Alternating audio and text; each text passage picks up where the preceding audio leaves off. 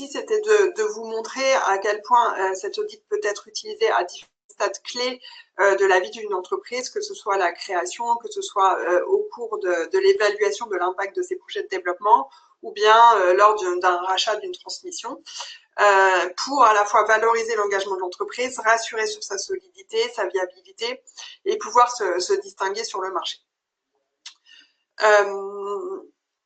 Nous arrivons maintenant à la dernière partie de notre live.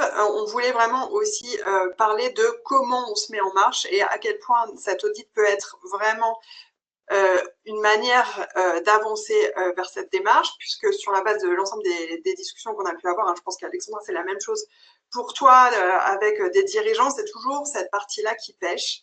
Faire des diagnostics, ok, mais après, comment je m'assure de mettre correctement en mouvement et que ce diagnostic ait un réel impact par rapport à mes besoins.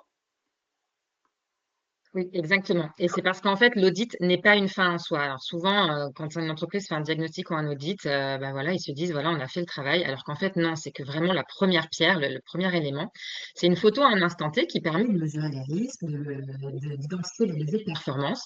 Il permet d'identifier les actions à mener, mais derrière, une fois qu'on les a identifiées, ces actions, il va falloir les prioriser. Et là encore, vous n'allez pas pouvoir mener, toutes les batailles en même temps. Vous n'allez pas pouvoir être sur tous les fronts, donc il va falloir prioriser les actions qu'on va mener. Et là encore, en priorisant, on va aller regarder celles qui ont le plus gros impact financier, celles qui vont lever les plus gros risques pour votre entreprise.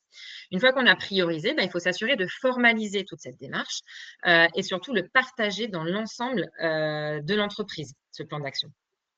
En parallèle, il faut bien sûr déterminer des KPI, donc des indicateurs et la fréquence de suivi de ces indicateurs qu'on va suivre de manière régulière, de manière formelle, avec des rendez-vous ancrés dans le calendrier pour pouvoir justement vérifier que tout se passe à peu près comme on l'a prévu et ajuster ce plan d'action.